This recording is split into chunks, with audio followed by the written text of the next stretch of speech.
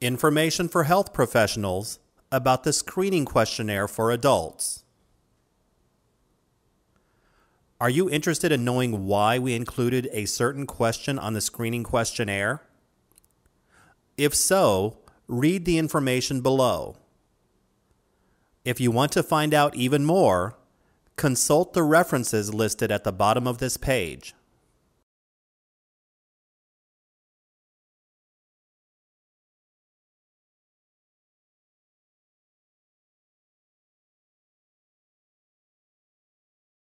One, are you sick today? There is no evidence that acute illness reduces vaccine efficacy or increases vaccine adverse events. However, as a precaution, with moderate or severe acute illness, all vaccines should be delayed until the illness has improved. Mild illnesses, such as upper respiratory infections or diarrhea, are not contraindications to vaccination. Do not withhold vaccination if a person is taking antibiotics.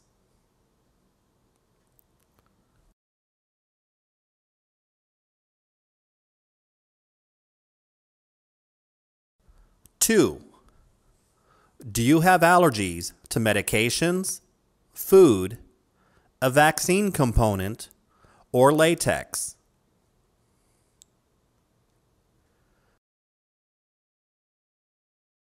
History of anaphylactic reaction, such as hives or urticaria, wheezing or difficulty breathing, or circulatory collapse or shock, not fainting, to a vaccine component or latex is a contraindication to some vaccines.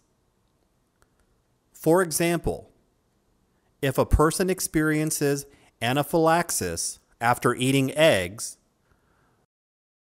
do not administer influenza vaccine. Or, if a person has anaphylaxis after eating gelatin, do not administer MMR or varicella vaccine. Local reactions are not contraindications. For a table of vaccines supplied in vials or syringes that contain latex, go to www.cdc.gov/vaccines/pink-book/latex-table.pdf. For an extensive list of vaccine components, see reference 2. 3. Have you ever had a serious reaction after receiving a vaccination? History of anaphylactic reaction to a previous dose of vaccine or vaccine component is a contraindication for subsequent doses.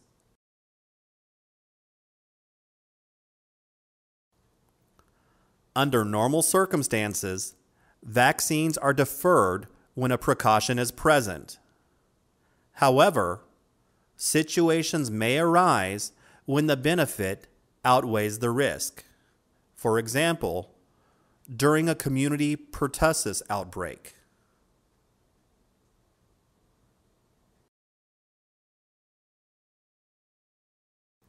Four, do you have a long-term health problem with heart disease, lung disease, asthma, kidney disease, metabolic disease such as diabetes, anemia, or other blood disorder.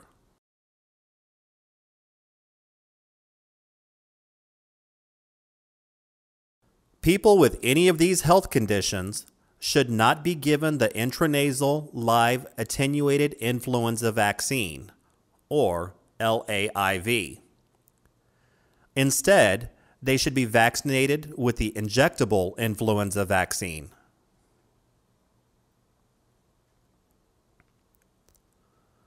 Five, do you have cancer, leukemia, AIDS, or any other immune system problem? Live virus vaccines, such as LAIV, measles, mumps, rubella, also MMR, varicella, VAR, zoster, ZOS, are usually contraindicated in immunocompromised people. However, there are exceptions. For example, MMR vaccine is recommended, and varicella vaccine should be considered for adults with CD4 plus T lymphocyte counts of greater than or equal to 200 cells. Immunosuppressed people should not receive LAIV. For details, consult the ACIP recommendations, numbers 3, 4, and 5. 6. Do you take cortisone, prednisone,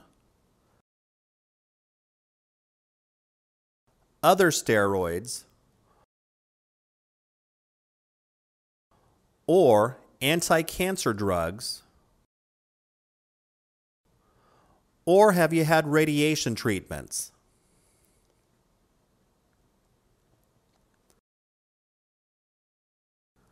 Live virus vaccines, such as LAIV, MMR, VAR, and ZOS, should be postponed until after chemotherapy or long-term high-dose steroid therapy has ended. For details and length of time to postpone, consult the ACIP statement 1 and 5. To find specific vaccination schedules for stem cell transplant or bone marrow transplant patients, see reference 6. LAIV can be given only to healthy, non-pregnant people younger than age 50 years.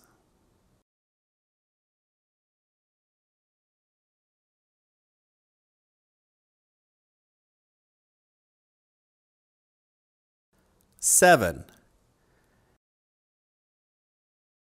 have you had a seizure or a brain or other nervous system problem?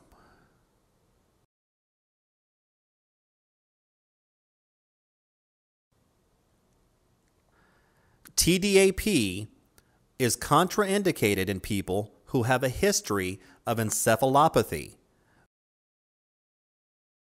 within 7 days following DTP or DTAP given before age 7 years. An unstable progressive neurologic problem is a precaution to the use of TDAP. For people with stable neurologic disorders, including seizures, unrelated to vaccination, or for people with a family history of seizure,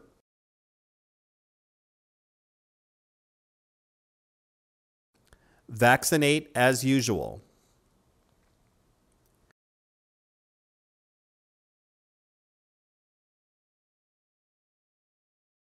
A history of Guillain-Barré syndrome, GBS, is a consideration with the following.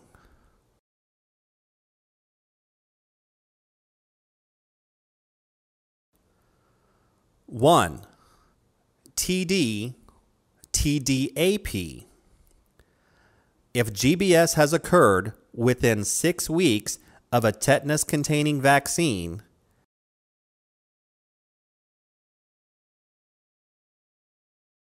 and decision is made to continue vaccination,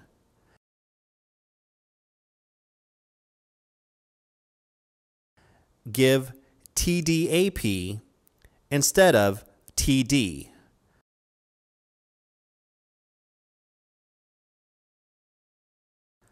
If no history of prior TDAP. 2. Influenza vaccine.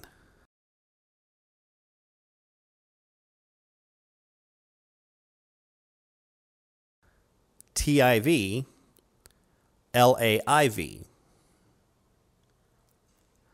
If GBS has occurred within 6 weeks of a prior influenza vaccine,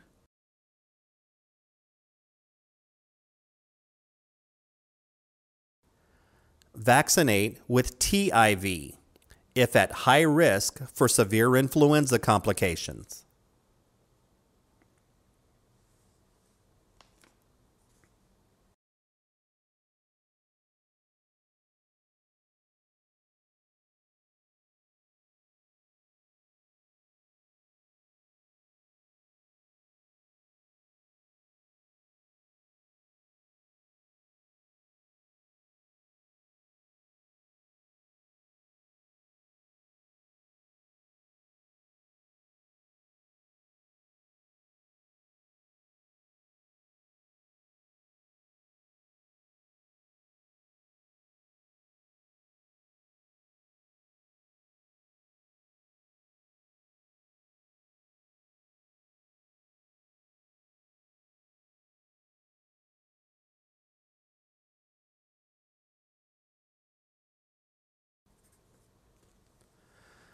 Eight, during the past year,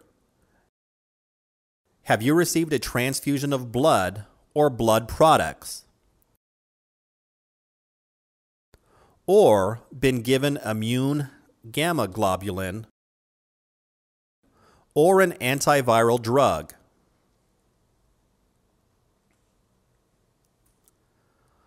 Certain live virus vaccines, such as LAIV, MMR,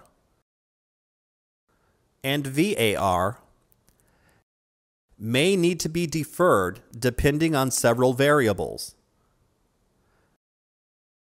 Consult the most current ACIP recommendations for current information on intervals between antiviral drugs, immune globulin,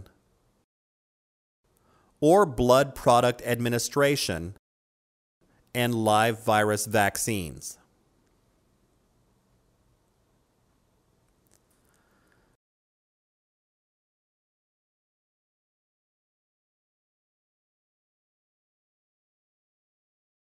Nine, for women, are you pregnant, or is there a chance you could become pregnant during the next month? Live virus vaccines, such as MMR, VAR, ZOS, and LAIV, are contraindicated 1 month before and during pregnancy. because of the theoretical risk of virus transmissions to the fetus. Sexually active women in their childbearing years who receive live virus vaccines should be instructed to practice careful contraception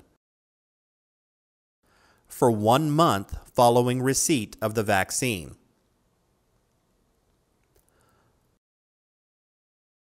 On theoretical grounds, inactivated poliovirus vaccine should not be given during pregnancy.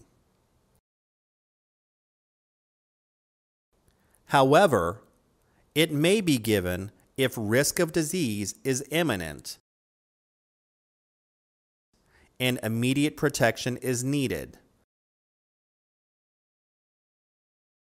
such as travel to endemic areas.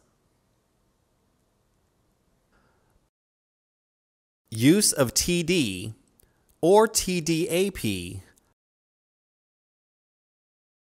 is not contraindicated in pregnancy. At the provider's discretion, either vaccine may be administered during the 2nd or 3rd trimester. 10. Have you received any vaccinations in the past 4 weeks?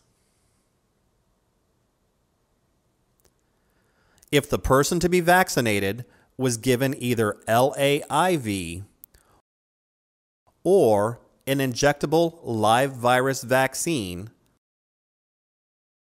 such as MMR, VAR, ZOS, or yellow fever, in the past 4 weeks, they should wait